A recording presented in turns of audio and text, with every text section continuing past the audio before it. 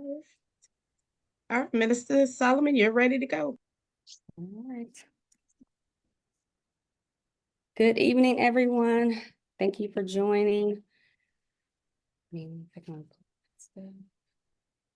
Okay, good evening, everyone. Thank you for joining Precious Priorities Ministries, where you are precious and a priority.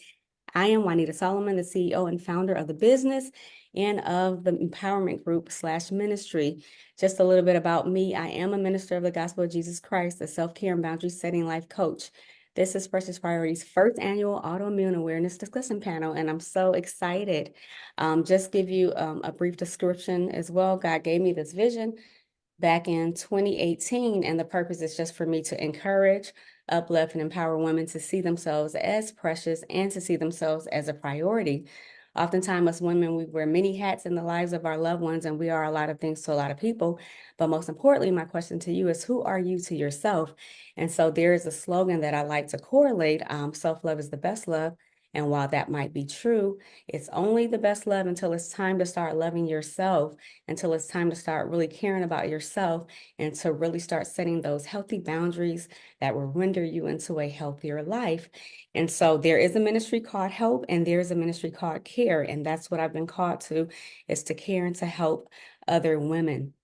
And so be on the lookout for Precious Priorities to have more monthly panel discussions and to soon graduate into having seminars out in the community and to help raise awareness in many different areas of life.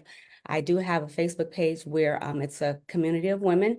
It's just a place that's safe, that we empower, encourage, uplift one another. I share what I'm doing in the community. I share resources. And again, be on the lookout, and we'll be doing conferences out in the community. And so just want to give a special shout out to Chosen for His Purpose Bible Institute, which I am partnering with, and We Are Power Women and Power nonprofit organization. And so I have some amazing women on the panel this evening who will be speaking to the everyday challenges that we face living with an autoimmune disorder, or if you know someone that has an autoimmune disorder. If you guys don't know that March is designated as the month of autoimmune awareness, and I just wanted to bring some awareness to you guys about some of the things that we deal with, how we maneuver in life. And before we get started, I just want to give you the protocol. We're going to start with Ms. Ina Hines, who will be speaking to Graves' disease. We're going to, after that, she has about 15 to 20 minutes. Then we have Ms. Walker. She will be discussing the challenges and information on Crohn's disease. And then we're going to open up the floor for questions if you have any. And I have Felicia on, and she'll be answering questions as it relates to Graves' disease, while Ms. Ina will discuss it, and Felicia will be addressing any questions, and she'll share her concerns and her experiences with it. Charmaine will be on, and she'll be discussing the things of lupus. And so she should be joining us pretty soon. And so if you guys are ready, we're going to go ahead and get started. I just want to say a quick word of prayer. Father, we thank you, we praise you, we magnify your name. We thank you for resources. We thank you, God, for knowledge, wisdom, and understanding. I pray that everything is done in decency and order. I pray, God, that you will just instill in us your spirit to help share these resources, to share this information, that we may be of help to each other, that we may be of care to each other, and that we're able to minister to one another in a better fashion. And we just turn it over to you in Jesus' name. All right, all right. Good evening, everyone. It is good to be with you again. My name is Ina Hines, and I'm going to be talking about the Graves' disease. And I'm so glad that Minister Solomon educated us on March being Immune Awareness Month, because clearly I did not know that that was what March was considered. So I'm so glad that she brought that to our attention.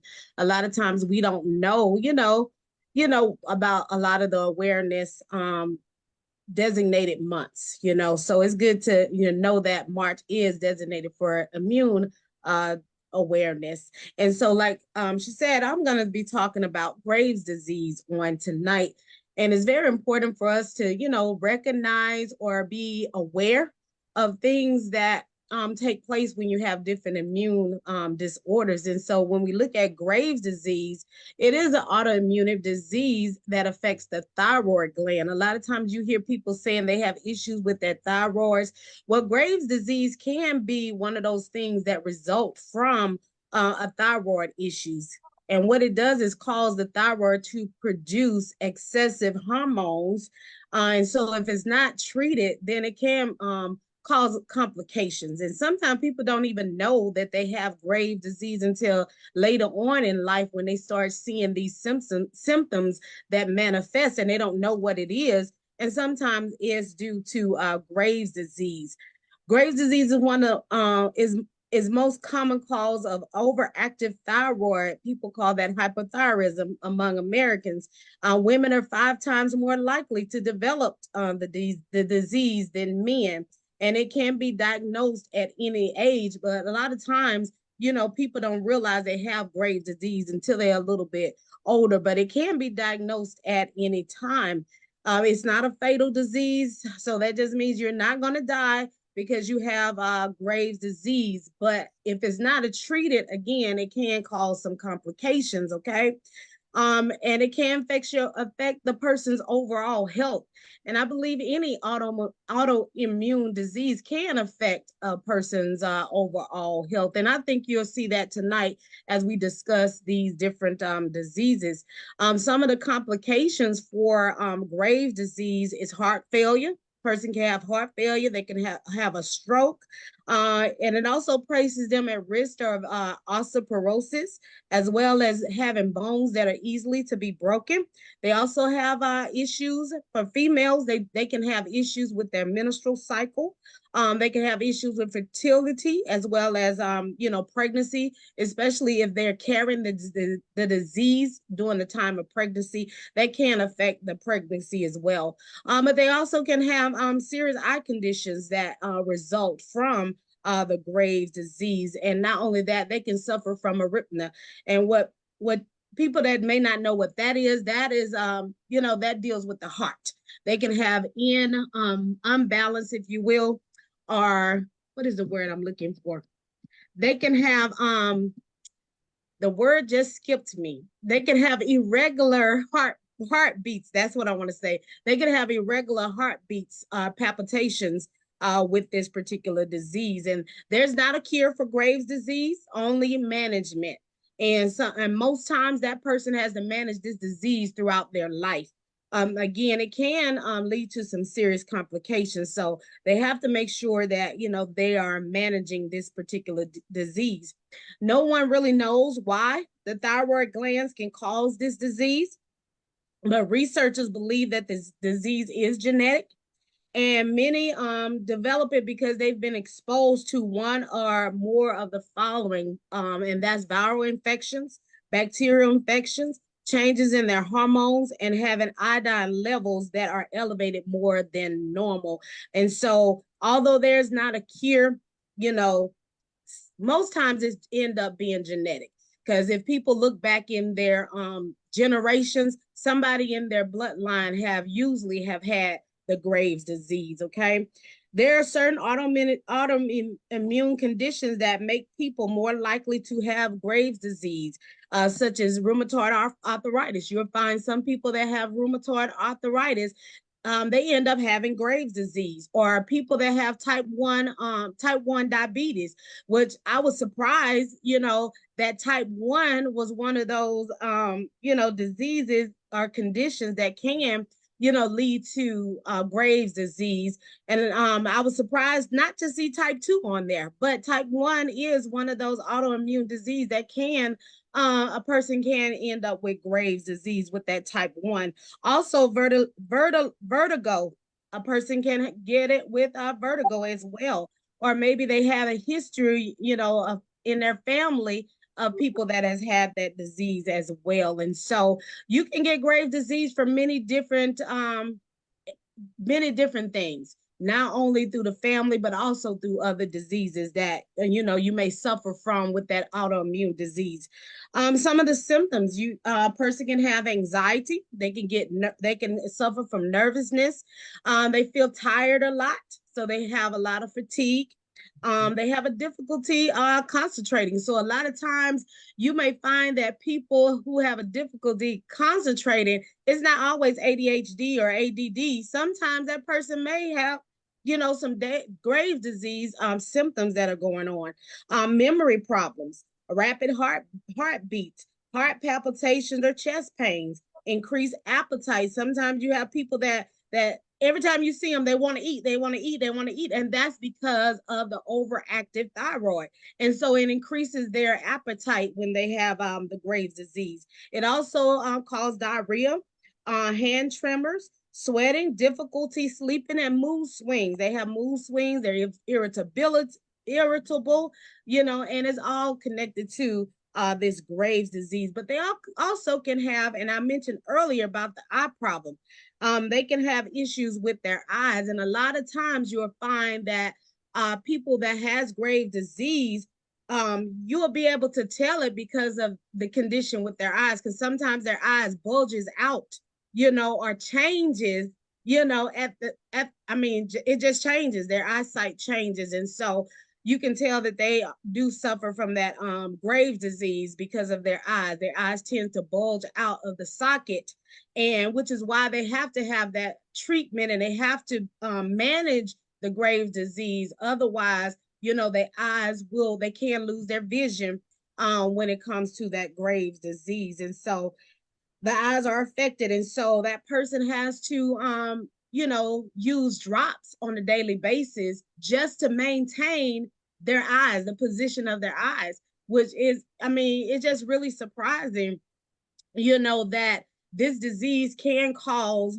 these kind of extreme issues when it comes to the eyes. Because again, the eyes can start changing out of the blue. You don't know when that's going to happen. And sometimes, people have even encountered people that suffer from the disease that has the eye issue. And especially with children, they become afraid of the person because of how their eyes look. And sometimes even grown people.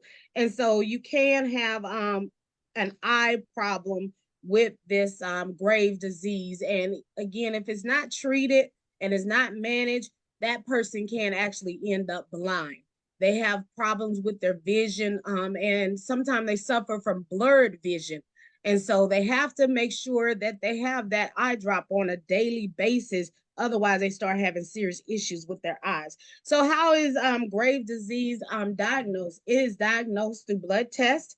They can do a thyroid scan with radioactive iodine, or they can also do an ultrasound, a Doppler ultrasound on the person to determine whether or not they actually have a Graves' disease, or whether or not it's a different type of autoimmune.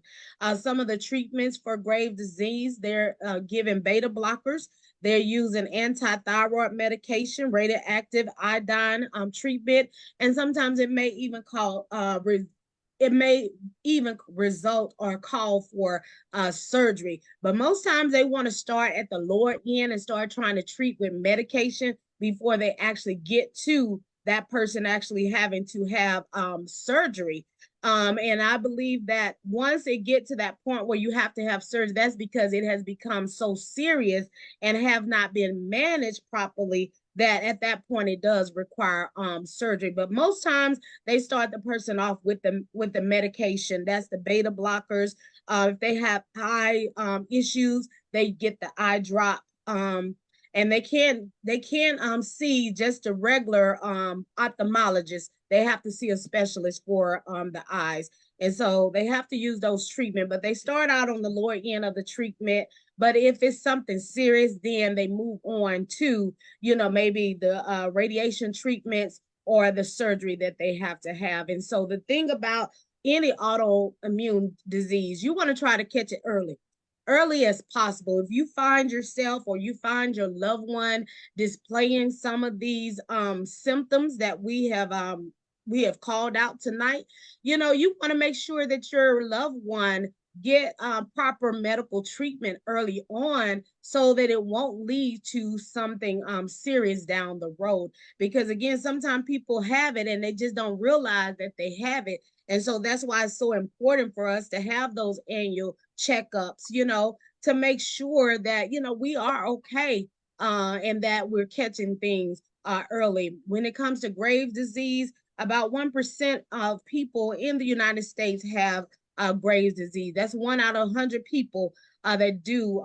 suffer from Graves' disease. And so that is what I wanted to share with you on Graves' disease. And so if you have any questions, you can let us know what your questions are. You can put them in the comments. If you're on Facebook, you can put them in the comments so that we can get answers to your questions. If we don't get you answers while we're on the live, we will definitely get you answers before tonight on Facebook. So make sure you put your questions and we will make sure you get an answer to your questions. Back over to you, Minister Solomon.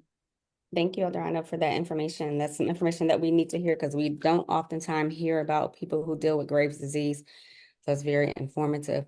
I sent you a message, Elder Felicia and Charmaine are in the waiting room. We can get them on. And so again, just like Ms. Ina said, we can answer questions via Facebook. If you drop them in the comments, we will address those. And we're just gonna go ahead and allow Ms. Walker to start with giving us information on Crohn's disease. And I will take it after her on Sjogren's disease. Good afternoon, everyone. I will be talking to you tonight about Crohn's disease. Crohn's disease is a condition that causes swelling or inflammation in part of your digestive system.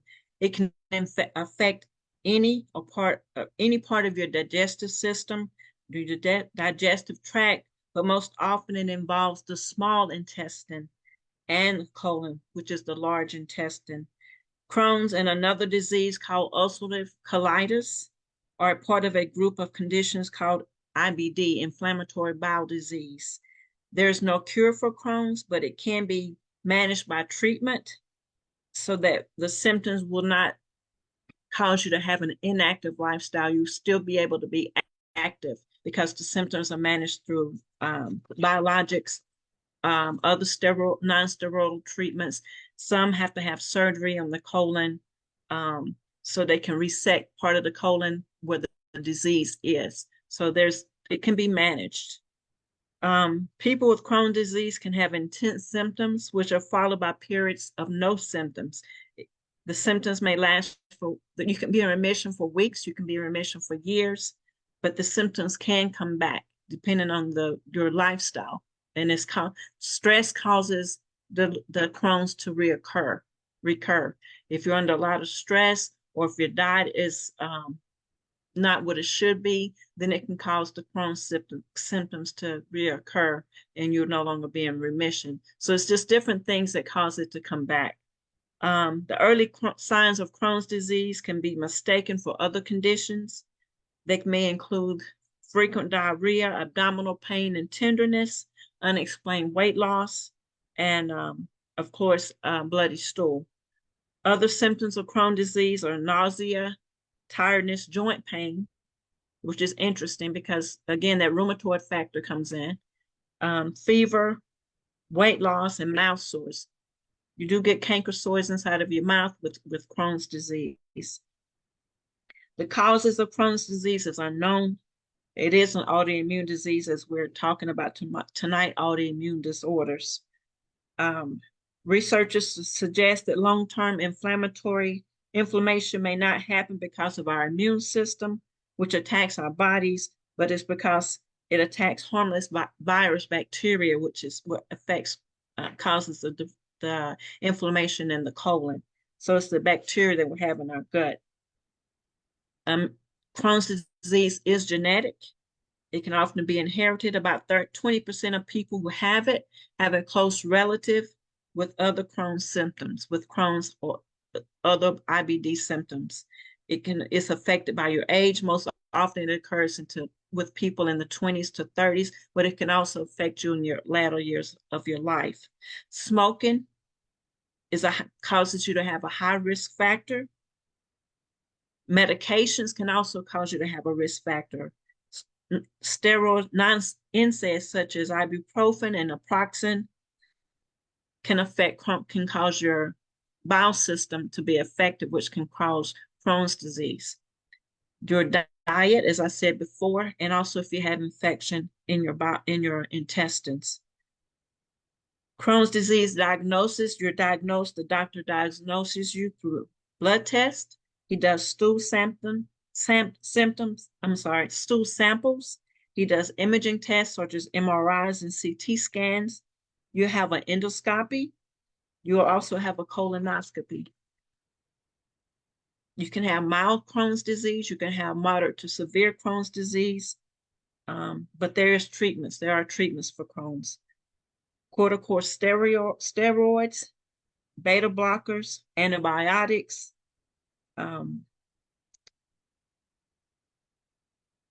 Humira is one of the biologics which you can have, which can help you with Crohn's disease. I'm sorry. Surgeries, you can also have 66 to 75% of people with Crohn's disease will need surgery.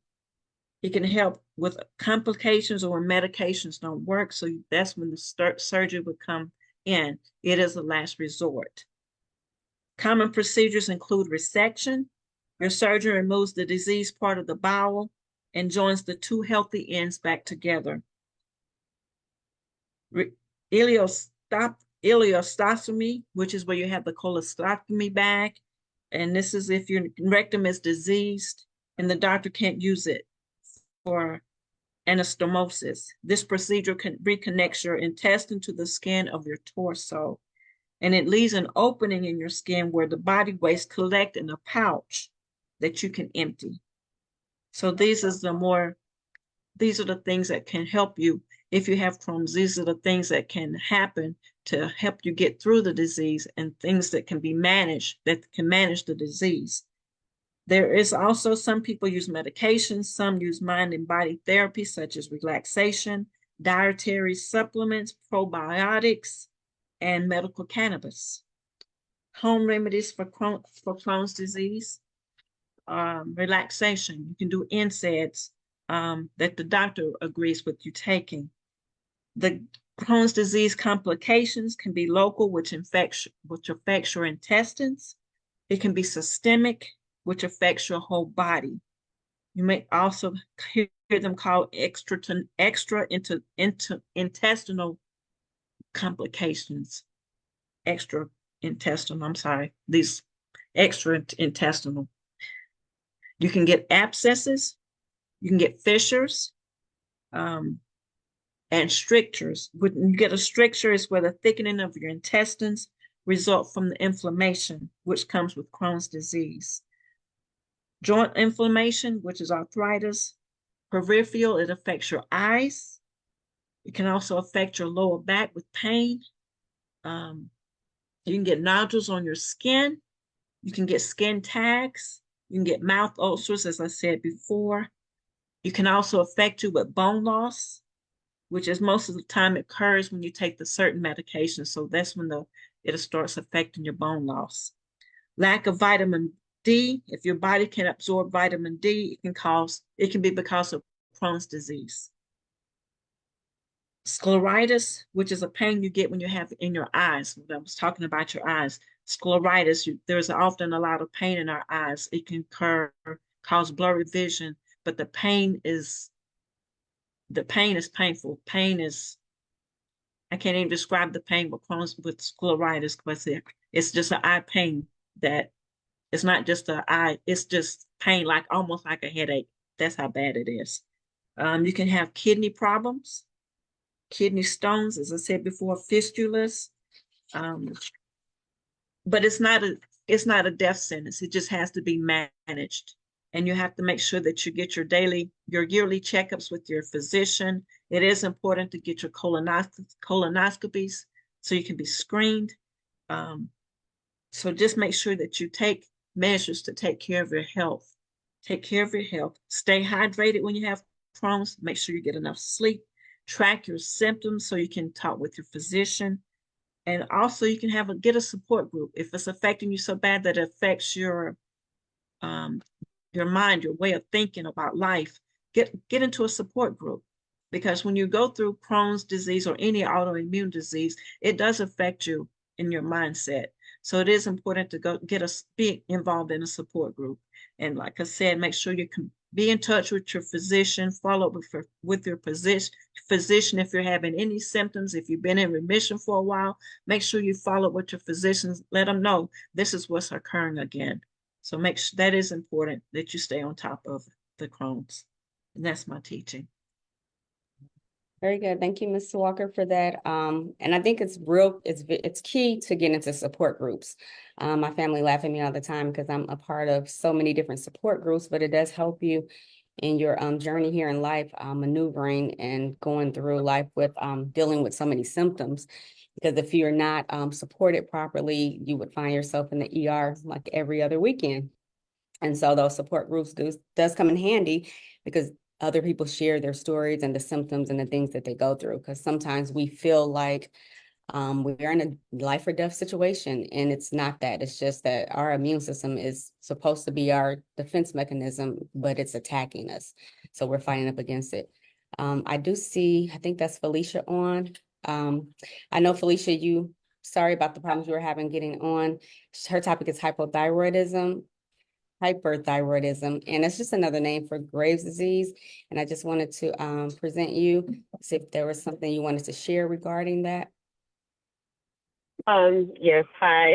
Sorry. And yeah, I had a hard time getting on. I'm not sure what was said about hyperthyroid or Graves' disease, but it definitely affects me in a way where I found out that I had hyperthyroid was because I actually thought I was pregnant at the time. And at that time, I had already had my tubes tied. So I was going through a lot of hormonal things, and I was like, this don't feel right. Like my breasts were hurting, and I was just like really going through it, super emotional, having palpitations and stuff. And I went to the doctor, and I kept going to the doctor because I was like, I know I'm pregnant or something's wrong. Maybe I'm pregnant in my tubes or something. And my husband was like, well, you can't be pregnant because you got your tubes tied. And I was like, no. I was like, something is going on with my body, and I don't know what it is. And one doctor, when I was working at Capital One, she went ahead and tested me, and she was like, have you ever been tested for any thyroid issues? And I was like, no. And she tested me for thyroid issues and found that I had hyperthyroid. And I was like, that's crazy because I was going through it for I think like over a year, like trying to find out what was going on with me. So it's definitely something where, it definitely affects your hormones. And if you don't know to ask to be tested for thyroid, then you would feel like it's just hormone problems. But it really can be dangerous if it's not treated because you can go through a thyroid storm. And hyperthyroid kind of affects you in a way where you lose weight. You don't know why you're losing weight and stuff. And like I said, you get like palpitations that can really make you feel like you're running fast, but you could be sitting still. I've even had like body aches and stuff as well. So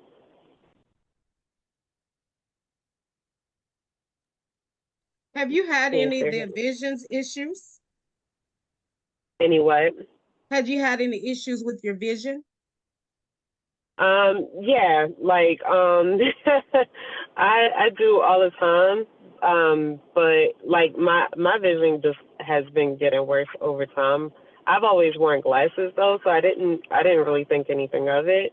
My eyes hurt a lot, where they are burning all the time. They constantly feel like I have something in it. So I know that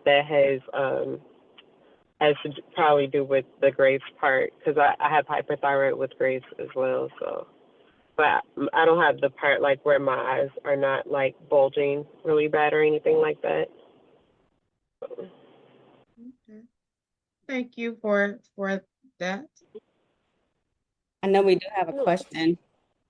Mm-hmm. If anyone can take the question. It was on Facebook. It says, what can we do as a community to bring this awareness to the front line? You ladies deal with this every day. This is an everyday issue, not a yearly thing. And so what I would say to that is education is key in supporting us as a community and truly seeking that knowledge and understanding, doing your research so that as a community, you can empathize with the ones who deal with it. Um, the most sensitive thing you can say to someone who's dealing with an autoimmune issue is, oh, I'm tired too, or, you should just get some sleep because I'm here to tell you symptoms for fatigue are debilitating. And some mornings we just cannot do it. And if you're not understanding and you haven't armed yourself with the knowledge, then you can't be sympathetic. So I think education is key. I I had a definitely question. agree with that. Go ahead. No, I was just saying I agree with that.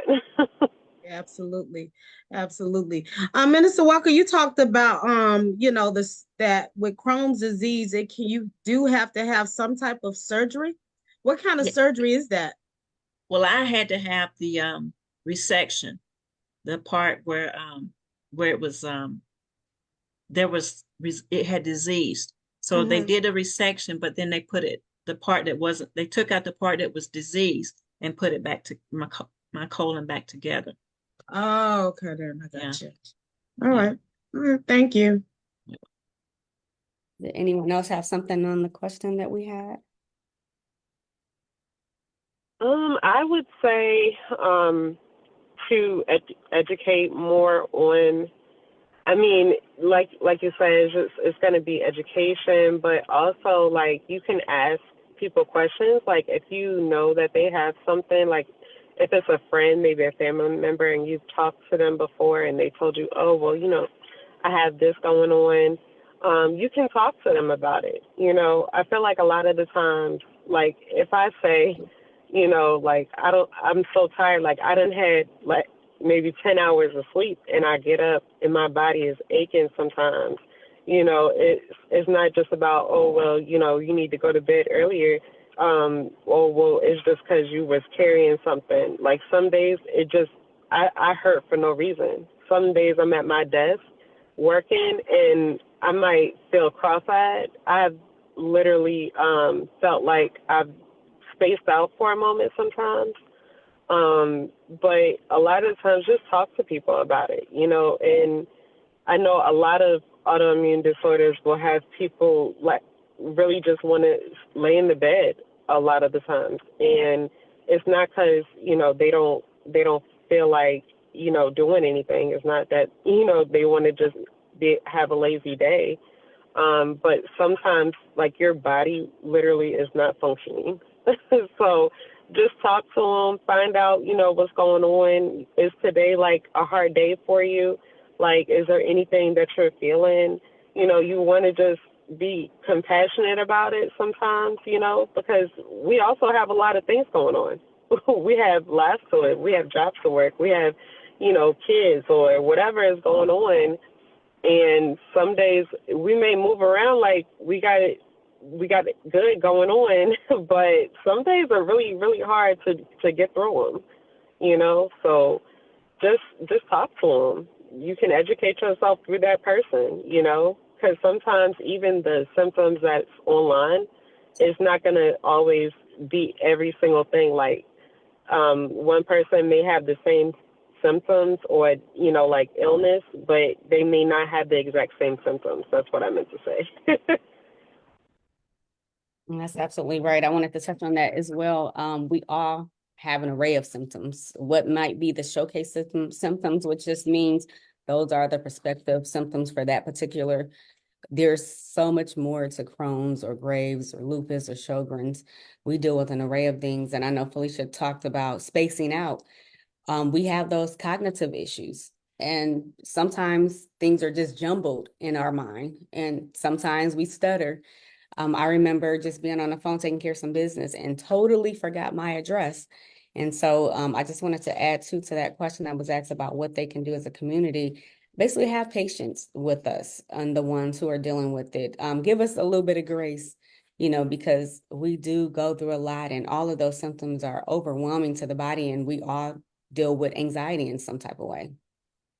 And I just wanted to read one of the comments from someone on Facebook. She put, I agree with the support group or just someone to talk to. It helps. We don't always feel the way we look. We can look good and feel horrible. And that's key. We can sound good, we can look good, but we're 9 times out of 10 putting on a front and we're grinning and bearing it. So that's all I have for that. I have a comment on the Graves' disease. I was listening to Felicia, and Felicia, I understand. I can empathize because my husband has Graves, and I see the things that he goes through. I see the fatigue he endures. I see him dealing with the eye pain, the eye issues, and it's like he can't get enough rest. And it really takes someone that can. You have to be around an individual to understand what they're going through, or be educated with knowledge. But if you're really around that individual, like I'm with my husband, I see what he goes through. I can't imagine just reading about it and trying to understand it, because you have to actually see someone going through it, so also that you can understand, and just pray for understanding and wisdom, and helping you get to, so you can empathize with them, and so that you can support the individual. So I understand, and I thank you for your input. I thank you for your testimony, because it helps me to be more understanding with my husband as well. So thank you. Oh, thank you. I appreciate that. Like, okay, so y'all can't see my face right now, but I'm super emotional, and I think that some of it has to do with that, but it's just me. So I'm over here trying not to cry, because like some days it like when I get up sometimes, and I'm like I could go to bed fine, but some days when I get up, like you know how when you move and you just be like you make that grunt sound, like my husband sometimes think it's just because oh you just getting older. No, like my whole body, like when I go to move it, it feel like I have stuff on me, like, and I can't really like move. So, yeah, like just supporting that person, and just being like, are you okay? Like sometimes that go a long way, because it's just like that pain that we feel, we have to get up. We can't just lay there all the time, right? But sometimes it just hurts. So I appreciate you saying that. I was over here trying not to get emotional, because I'm like, if I talk and it sounds like I'm crying, like please don't do that right now. But yeah, I appreciate it. I just wanted to add to that because and I think that this speaks volume to what people go through, but also to those of you who may be looking at the outside, because a lot of times we want to judge people by the outside of how they look, and sometimes people be going through some serious things medically within their body. So we can't just go by the outside, but we have to get to know what that person is going through. So I just thank God for giving Minister Solomon the vision, to talk about these things, because these are some things that we do need to talk about in the community, because so many people are being judged based on the outward appearance when they don't know the other person's story. So I appreciate, what each and every person, is inputting into this dialogue, because we just can't look at the outside. We have to know what is going on in that person's life before we make a judgment to say, well, maybe that person is lazy or this, that, and so on and so forth. You don't know what it took for that person just to get out of the bed that morning. You just don't know. So we can't label people just by looking at the outside. We have to get to know what's really going on, because a lot of people are going through some serious things in their body, and we're so busy just focusing on the outside. And so we have to show that grace. We got to show that grace to each other. And as Minister Solomon mentioned, we have to be patient with each other. Show a level of care, that we do care for our brothers and sisters and those that we are around, because people just don't know. They just don't know. And I agree. Education is what is needed in the community, in the home life, even in church, in the ministries. It's needed. That way, we won't be judging people when a person is going through it in their body, and you're just looking at their outward appearance and don't know what it took for them to just get to where they are, that day. So thank you. Very good. You Elder for that. And I know I just want to touch on real quick when Felicia talked about being heavy. I say that all the time. I have days where I can't even manage my own body, where it feels like it's just heavy for you to walk around. It's a task for me to get to the restroom. It's a task for me to get to day. I have days where I literally am in the bed all day long because I'm aching from head to toe. And so we do have to, like you said, Elder, about not judging a book by its cover. Just because you look good doesn't mean it's a good day for you. And most of the times, like I say, we're smiling through pain. We're smiling through those trials and tribulations that go through our mind because our bodies go through a lot when we're dealing with that. I know I have someone said, what percentage as it relates to men and women affected by autoimmune diseases? Women make about 80% of the autoimmune diseases, so it's more prevalent among the women. They say, I'm more aware because of the women who deal with this. What can we do as men? What can we do to have the men talking about it? If anyone wanted to touch on that. I think That's a good encouragement. question. I think we have to encourage the men to speak out a lot more about what's going on with men's health. We know sometimes it's just challenging just to get a man to go to the doctor. So I think that we have to encourage them, to speak out about these different things within the community. Yeah. Anyone else had anything before we go on? All right. No, I agree. What you say, Keisha? I said, no, I agree with her. So we're gonna go on and thank you, Charmaine, for Minister Charmaine, for joining us, and she's gonna be talking to us about the autoimmune disease called lupus.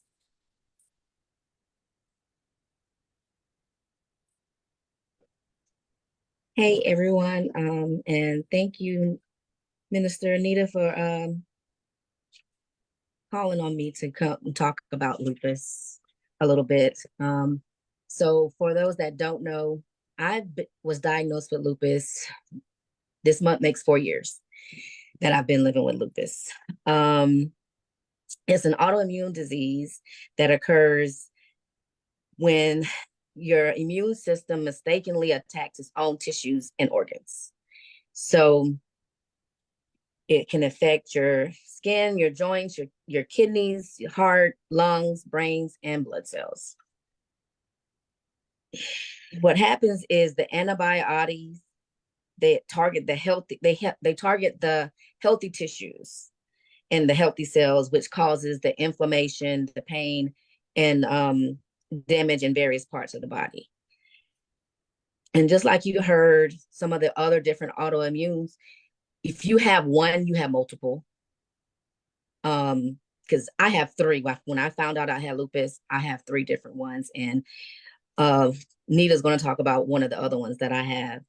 But it's the common symptoms, like they were saying earlier, is fatigue and joint pain, swelling. I don't have a lot of the skin issues with the rashes and stuff unless I have a flare up, which I haven't had in a while. But chest pains, hair loss, mouth sores, sensitivity to the sunlight. So it's sometimes it's hard to find that balance. And like they said, when it comes to the fatigue, it's serious. It's like you can be in the sun too long and it can drain you to where like you don't work a 12-hour shift. Like you're completely exhausted and it takes days to recover. I look at it now, I used to take a lot of things for granted. I can't just jump out of bed anymore. I have to really give my body time to get acclimated to what I'm about to get ready to do before I can even put my feet on the floor. And it's crazy. You can be too hot, you can be too cold, and it just messes with your whole body. I'm literally be in some type of pain every day. Regardless, I can't stay in the bed all day. I'm a single mom. I got kids. My mom is not living with me, helping take care of her. And many don't know. Some know that I just got out of the hospital in January, and they're saying that that's due to the lupus. I mean, end up having a blood clot in my lung, having pneumonia. I've had my lymph nodes were swollen. End up getting a fungus in my blood, and now my gallbladder doesn't work. So it really attacks your whole system on the inside. Diagnosing lupus can be challenging as well, because for me, when I went I had ended up having bruises below my knees on one leg. And when I got back from a cruise, I started having them on my other leg. So I finally went to the doctor and got it checked. And my SED rate, which determines what type of autoimmune disease you have, was like 130, when normally it's supposed to be at a 0. And so, and it just kept rising because she had me come back in and get it checked again. And I got diagnosed within, I guess, about 3 weeks from going, because that's as soon as I can get an appointment. But it's hard to diagnose, because if I look back over past years in my life, I had symptoms way back then, but because I didn't have anything to connect it to, they couldn't determine what it was. Some of the migraines that I was having, they couldn't figure that out. When I was having issues in my wrist, they want to say it was carpal tunnel, but it really wasn't. And then sometimes, like, I would be just sitting. I could be in church, I could be anywhere, doing nothing in particular, and my hands would turn purple, or the left side of my arm would just give out for no apparent reason. So it's difficult to actually diagnose the lupus unless you get that SED rate testing done. And that's something you do have to ask for, because even though you get blood work done, they don't automatically test for those type of things. The most important thing about lupus is that it affects everybody differently. And so what may help somebody else might not help the next person. It also, you have to change some of your dietary issues. For me, I can't eat corn anymore because it causes inflammation through my whole body, and it's ridiculous. But a lot of processed foods, I can't do the white sugars or the processed salts and stuff like that. I can't, so you have to, it's a lifestyle change when you have lupus, because at this point, there is no cure for it. In the 4 years that I've had it, it's always been active. I haven't been in remission with lupus yet. So it's an ongoing challenge. So for me, what I do to help me out just a little bit, I try to do some natural things with the turmeric, maybe some black seed oil and sea moss, and kind of up my probiotics and stuff like that to kind of help build my immune system, but also things that are going to help fight the inflammation in my body. Because at the end of the day, like they said, we still got lives to live, and other people that are depending on us and take care of. So I can't just lay in the bed when I want to all day long. But like they said, we don't look like what we're going through, and honestly, that's the main key. That's why you should never judge the book by the cover, because sometimes you don't know what it takes just to push through that door, just to show up, just to be in the room, just to say, okay, I got to get this done, because if I don't get it done, it's not going to get done. But also another trigger for lupus is stress. And it's hard not to stress, because there's so many things going on in life. It's just hard to kind of not let it bother you. I was in the hospital stressed. Everybody's saying rest, rest, rest. And they tell you to rest, but at the end of the day, you still have a responsibility to take care of. So sometimes it's hard to get that rest, and they recommend you get at least 7 hours of sleep. For some of us, that's hard to do. But those are some of the different things with lupus. Oh, and ginger is a good thing as well. And exercising does help. And then what else? And then, of course, especially like with the lupus, you might want to wear some sunscreen and stuff like that out in the sun. It does help some. I'm not going to say you're still not going to be fatigued and stuff, but it does help minimize it a little bit. So that's all that I had. Very good. Thank you, Minister Charmaine. That was very informative, and it leads me right into the one that I deal with, because it's a sister disease to lupus. But I did want to address, I did have a question where someone agreed with us. They said, however, since we don't know who's responsible, since we don't know whose responsibility is it to let us know what's going on. I would say that we're our own biggest advocate. We know how we feel, we know what we go through, which is why we're doing this. And I plan to do it on an annual basis or even more often than that. We can only advocate for ourselves, and just prayerfully, the community rallies behind us when we're advocating for ourselves, because sometimes we don't say anything. And that's the worst thing that we can do, because sometimes people don't know what you're going through unless you say something. I have a couple of questions here. Mhm. You want me to go ahead? Yeah, you can go ahead. Oh, okay then. All right then. Well, I know you mentioned about usually when a person has an autoimmune disease, they end up having multiple ones. And so my question is, does those multiple ones, are they the same for each person, or do they change based on um what degree of the disease that they have, if that makes sense? Or is it something that progresses from one thing to another? I would say it progresses from one thing to another, because for me, Sjogren's could either be primary or secondary. Primary meaning that you have another, I think you pronounce a rheumatic disease, and secondary is if there's no other disease present. I actually have three as well. One is ankylosing spondylitis that I don't talk about, which is why I have all of this pain here. And another is, for the most part, a lot of people have fibromyalgia who have autoimmune disorders. And that's just a chronic pain disorder. Minister Charmaine talked about her wrists, and those are some of the symptoms that I go through. Some days I wake up and both of my wrists are sprung and I haven't done anything, or my ankles are sprung, or I may have red blotches on my thighs. Ended up with blotches on my leg. And so most of the times we are dealing with more than one thing. The cause, no one really knows. It could be environmental. It can be trauma that we've endured in our life. So, and sugar, she mentioned it's a lifestyle change. I know if I'm on my chocolate kick, I am beat up.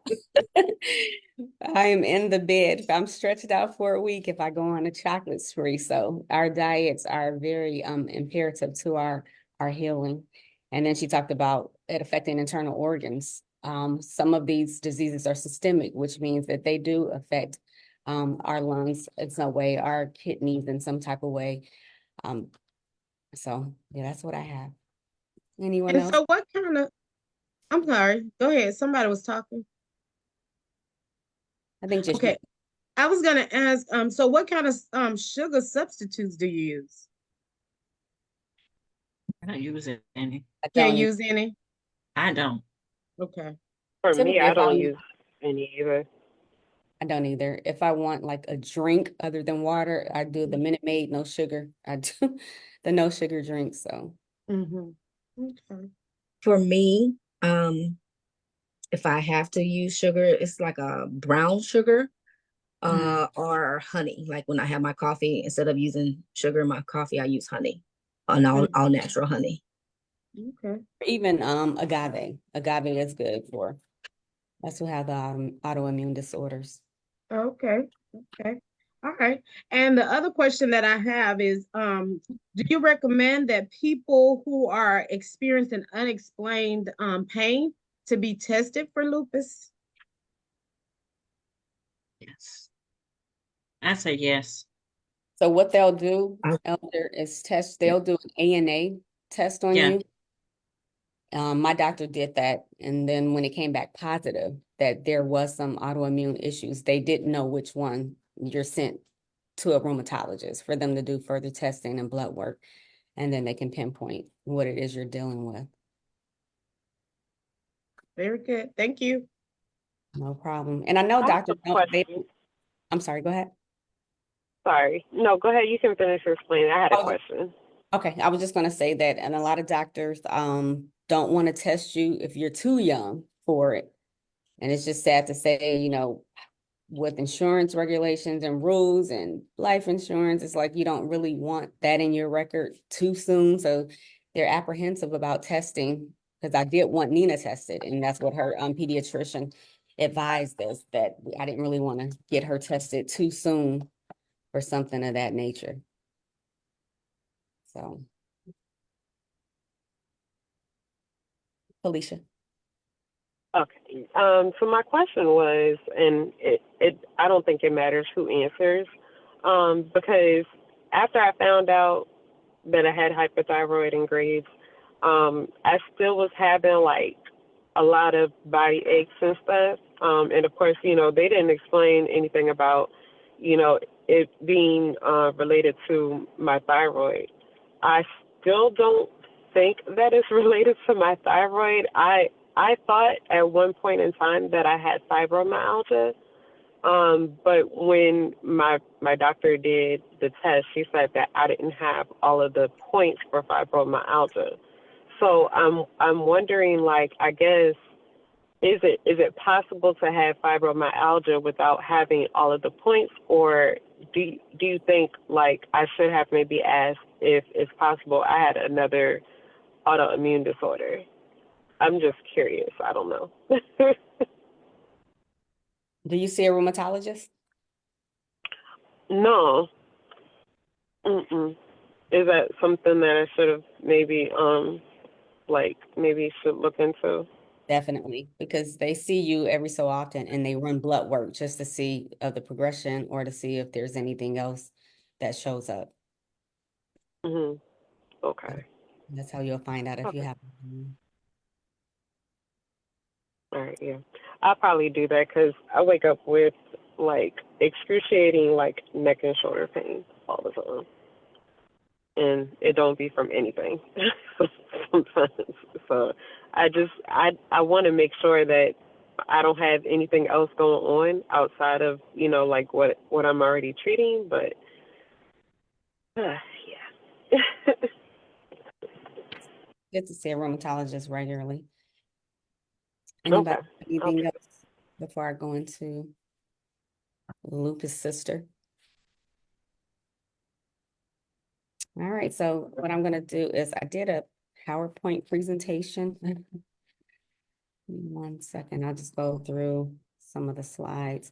And I know piggybacking off of Minister Charmaine, most of the times you'll find that you probably had it way back in the day and you just weren't tested, because when I think about what I deal with, when I was a younger girl, I used to have nosebleeds in my sleep just for no reason at all. And I used to wake up with my wrists, both of them feeling like they were out of place or sprung when I was a little girl. And I used to get like little rashes on my cheek, but they would go away. But my mom didn't know to go and have me checked for an autoimmune disorder, because I do have a couple of people in my family with those. Let me share my screen.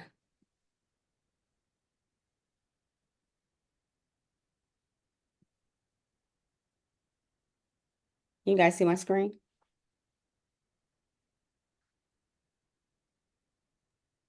No, ma'am, we can't not.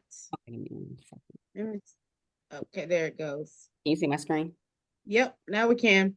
Okay, so autoimmune awareness, what is an autoimmune disorder? It's basically a disease in which the body's immune system attacks healthy cells. Again, that's supposed to be our biggest defense, and it mistakes our body for invaders. So Sjogren's syndrome, also known as Sjogren's and Sjogren's disease, is a chronic, long-lasting autoimmune disorder that happens when the immune system attacks the glands that make moisture in the eyes, mouth, and other parts of the body. The main symptoms are dry eyes and dry mouth, but other parts of the body may be affected. And to Charmaine's point and Felicia's, just because you may have certain symptoms, that doesn't mean I have them, because I don't show this. I don't have the hallmark symptoms, which are dry eyes and dry mouth. I deal with all the other things. And so with many people reporting fatigue and joint pain and muscle pain, in addition, the disease can damage the lungs, the kidneys, the nervous system. Sjogren's syndrome predominantly affects women, and it can occur by itself or alongside other immune conditions such as RA or systemic lupus. There is no cure for Sjogren's syndrome, but there are several ways to manage the symptoms. Who gets Sjogren's syndrome? Most people with Sjogren's syndrome are women. You can get it at any age. Most is more common in people in their 40s and 50s. It occurs across all racial and ethnic backgrounds. And again, there are types of Sjogren's syndrome, which is primary form, which you have this form if you do not have another rheumatic disease, if you don't have. So secondary is what I have is you have this form.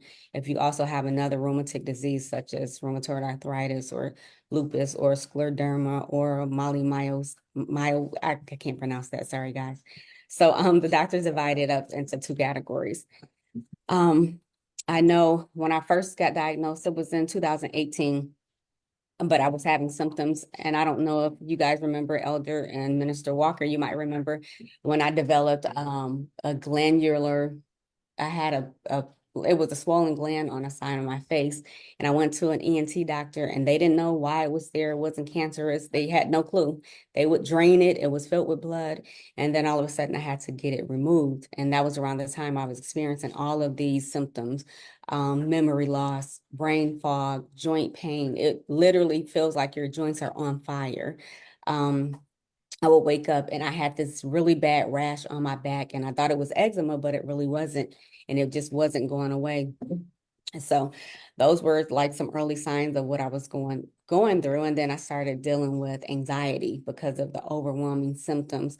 Some days, and I almost get emotional too, because we go through so much. There were some days I didn't even know how I was going to make it through the day. It affects your heart rate, your blood pressure. You can be laying there. And I know someone asked, what's a day like for a person who has autoimmune? It's just a day-to-day thing. We never know. I might go to bed and my heart is racing just for no reason. It elevates our blood pressure. We go through the anxiety of not knowing if we're going to make it through the day because of all the symptoms that we have going on. The causes of Sjogren's syndrome is an autoimmune disorder that happens when the immune system again attacks healthy tissues. Normally, the immune system protects the body from infection and disease, but in this case, our immune system has kind of been tricked, and so it's attacking healthy cells. Researchers do not know the causes of what causes the immune system to turn on the body. And so it's like our immune system is attacking us, but they believe that both genetic and environmental factors are involved.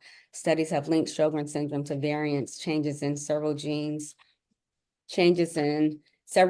many of which are involved in immunity. And so it says in Sjogren's syndrome, the immune system attacks the glands that makes tears and saliva, resulting in inflammation damages the glands, limiting their production of the fluids that normally keep the eyes and mouth moist. In some cases, the immune system attacks additional parts of the body, damaging other organs and tissues, causing a range of other symptoms. And this is just like a diagram here of some of the symptoms. This region right here, sometimes our mouth hurts for no reason. Our teeth hurt for no reason. Our gums hurt for no reason. And when I go through that, it is debilitating. I can only just put my head in the cover and that's about it. And again, it talks about the tiredness and the fatigue. It's not a tiredness that comes from us not getting enough sleep. We can get 8 hours of sleep and still feel like we're beat up that next day. Joint pain, we feel achy. I remember going through times where I literally have to be thinking for me to hold on to something and not drop it. If I go and reach something and I'm just not thinking that, Nita, you're about to grab something, I drop everything. And so that's another thing that we go through. It says the dryness of the nose. We have gynecological problems as women. I say anyone with a reproductive system, we go through it. And so it does render those issues and bowel irritation. So it's much more than just dry eyes and dry mouth. I know one of the Williams sisters deal with it. She's a spokesperson for Sjogren's syndrome. She had to take some time off because of the symptoms that she was going through. And we talk about dry skin. We have dry skin and skin rashes, acid reflux. Some nights I go through really bad heartburn just for no reason. We go through the swelling of the glands around our neck and trouble sleeping. A lot of times people say, you're not sleeping. What are you worried about? What are you stressed? Most of the time we're not stressed. We're not worried. We just cannot sleep. And even with fibromyalgia, I'm reading this book. It's a manual where a doctor has fibromyalgia and they kind of, just put things in perspective of what we go through. It's like we have a built-in alarm that's alerting us that something's wrong, but it's a false alarm. And so it keeps us up. And I can feel myself when I'm in a deep sleep, my body rejects it instantly. And it's not because I don't want to sleep. It That's how it affects us. We can go through times where we're just not sleeping at all, the concentration and the memory problems. We all can attest to going through numbness. Our feet are numb, our hands are numb, they're weak. We feel tingling in our extremities. We go through shortness of breath. I don't particularly have that or trouble breathing, but some nights I wake up in a violent cough. Just in the middle of the night, I'm just in a violent cough. And so we do go through a lot with these autoimmune disorders. Some people, the main problem is the dry eyes and dry mouth. And that's again to the point that we all don't experience the same things. Some symptoms can be severe with some people reporting, like the pain or the fatigue or things like that. And then one other key thing is people with Sjogren's syndrome have a higher chance of developing a type of cancer called lymphoma because of our glandular issues. And so, but the risk is low, but that is a scare there that people with Sjogren's can develop that type of cancer. And moving on to the treatment, there's a lot of things that we can do. One being lifestyle change, exercise, eating non-inflammatory foods, eating more plant-based foods, healthier foods, taking supplements. Charmaine talked about sea moss. I do sea moss. I do all type of different teas, all herbal things. And I'm having brain freeze now. I can't even think of the herbal things that I take. Soursop, I do that. Sarsaparilla tea, I do that. And so that helps. And some people have to do artificial tears, mouth rinses, lozenges, sprays, skin lotions. There's not a medicine for pain, so we take NSAIDs or anti-inflammatories. Corticosteroids are some things that we take for joint pain. And I am on an immunosuppressive medication called hydrochloroquine, which is generic for Plaquenil. And so once I started taking that, it came along with like 2 weeks of symptoms, but those subsided. But what I can report is that although I still flare, and when we say flare, that just means either we're in joint pain or we're tired or we're hurting somewhere or excruciating migraine, all of that is linked to it, or we might be having face pain, our mouth might be hurting. So a flare can mean an array of different things.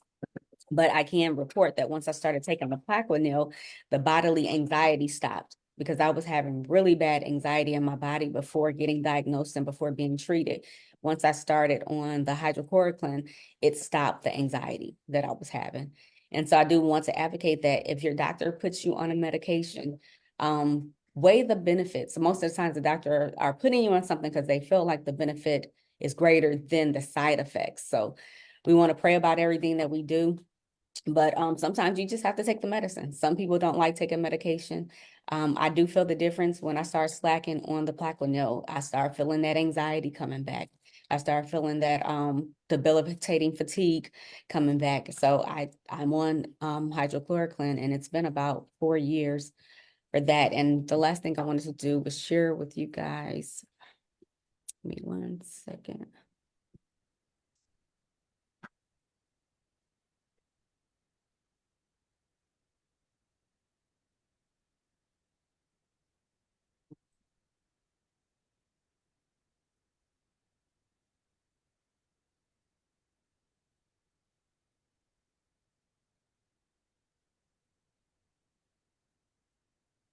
Can you guys see this?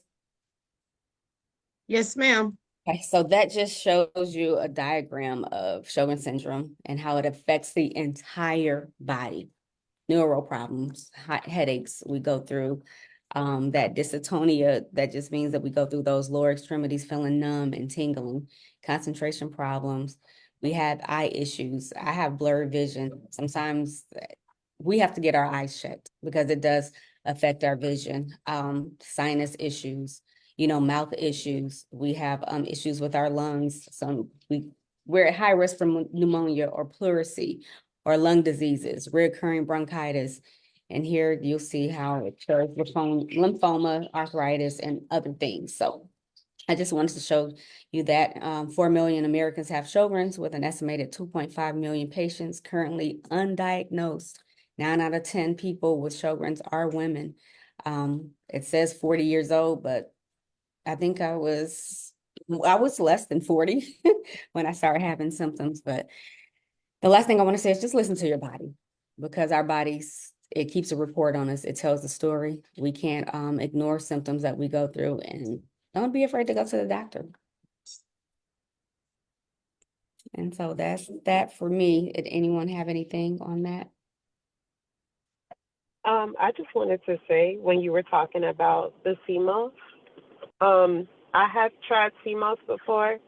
It does have a warning though for people who have thyroid issues because of the different types, because you can have hypo or hyperthyroid.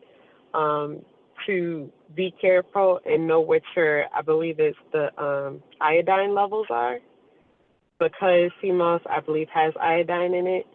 That like if your levels are, I think too high, then it can affect you when you take CMOS. So you just have to be careful, especially like when doing herbal remedies and stuff like that. Because I'm big on trying to get off my medication. But yeah, definitely, I love the responses as far as like using turmeric, ginger, things like that or whatever. I'm definitely big on that stuff, but definitely make sure that whatever autoimmune disorder you do have, that you're being careful, talking to your doctor, and just letting them know what your symptoms are after you try something, if you're able to. And that's a good point, Felicia. I know I did want to say someone in the comments did suggest that they use Manuka honey. And again, research is key, because I know someone with an autoimmune disorder, echinacea is not good for us if you have a autoimmune disorder. So just because it's herbal does not mean it's always good for you. Anyone have anything else? And I just wanted to add real quick. I have had lupus since I was a young child. My Crohn's did not occur until 2005, and my gastroenterologist told me that it was already festering there, but it didn't come out. It didn't manifest itself, but it was already there, and it was because as a result of the lupus. So that was a part for me. Crohn's was a part of lupus for me. The Crohn's and fibromyalgia is the sisters that I have for lupus and Crohn's and fibromyalgia. I have a question here. So would you recommend, what would you say to someone who wanted to use natural remedies for treatments versus medications? Would that be recommended, or would you say, that's something that they may not want to do? For me personally, when I got diagnosed with lupus, I was on medication for a year. But I have not been on it for the past 3 years. Wow. I do see my rheumatologist, so she does check me and everything like that. And I think with the incident that I just had by going to the hospital, it was mainly because I stopped doing everything.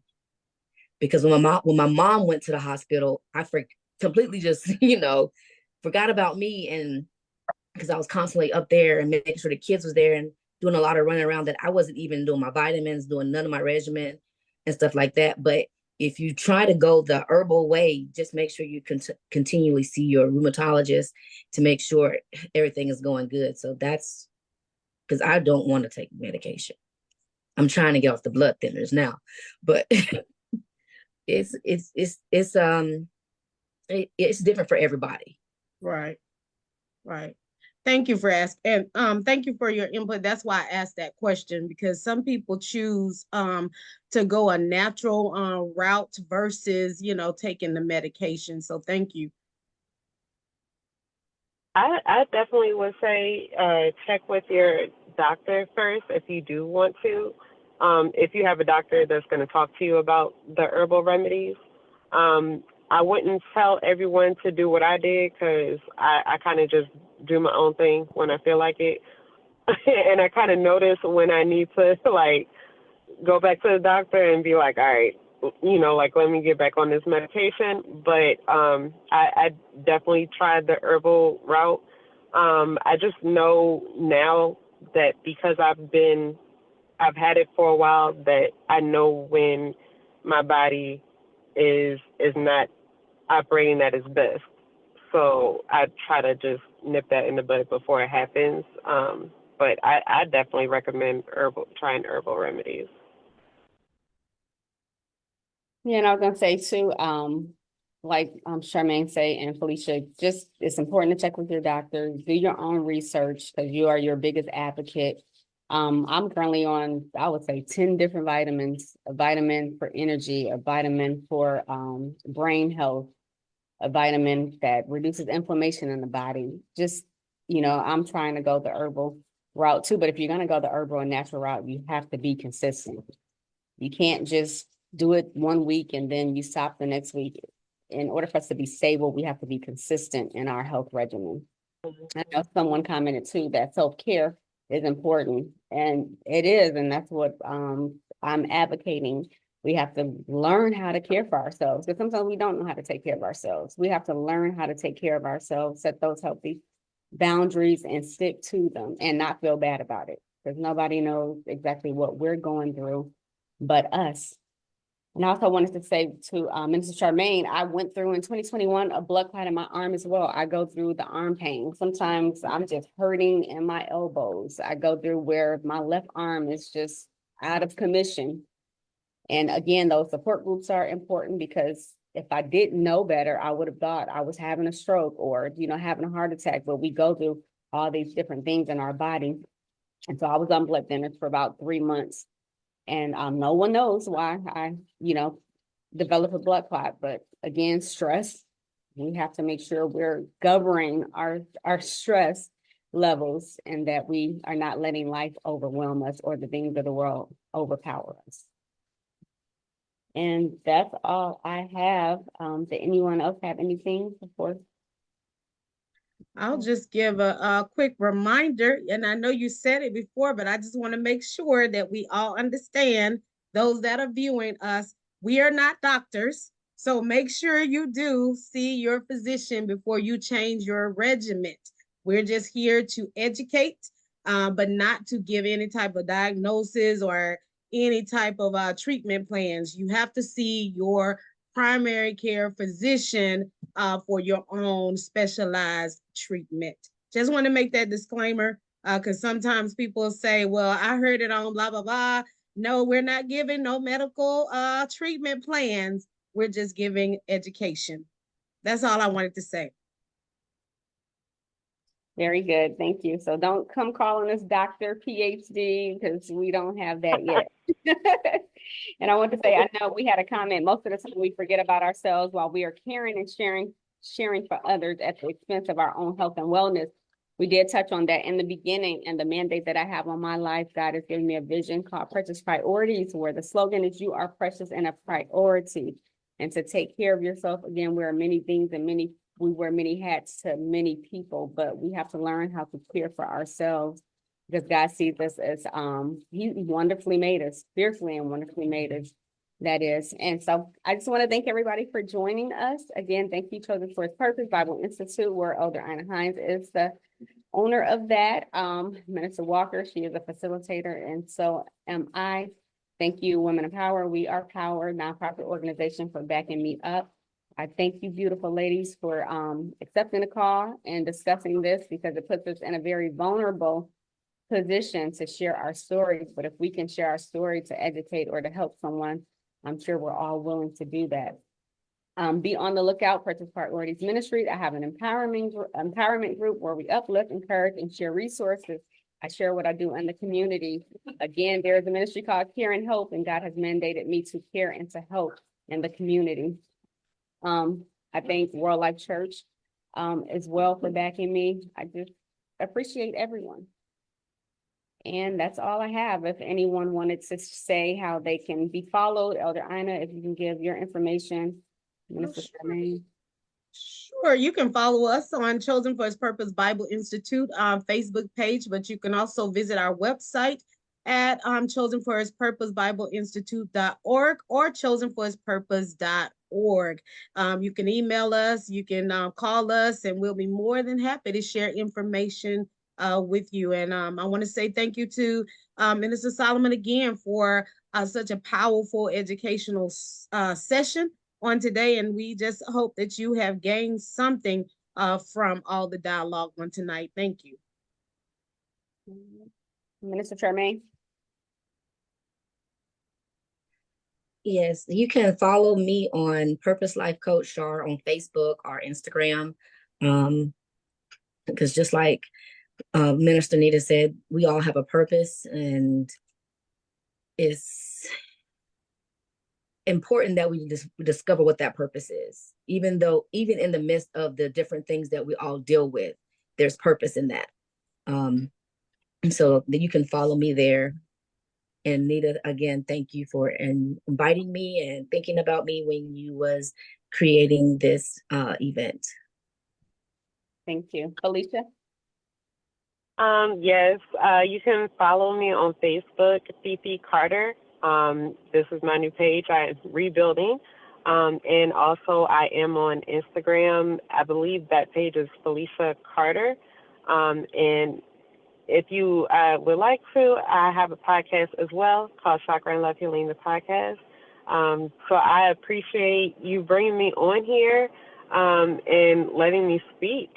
I apologize for being late. I wish I didn't have the technical problems, but I'll go back and listen to everyone and what they said.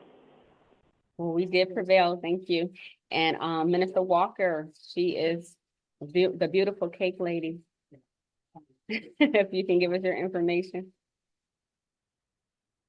Yes, my email account for if you're interested in ordering cakes, pies, cookies, cheesecake, you can send me an email at tastec@gmail.com, or you can give me a call, or I don't have my phone number available right now, but 404-798-1420.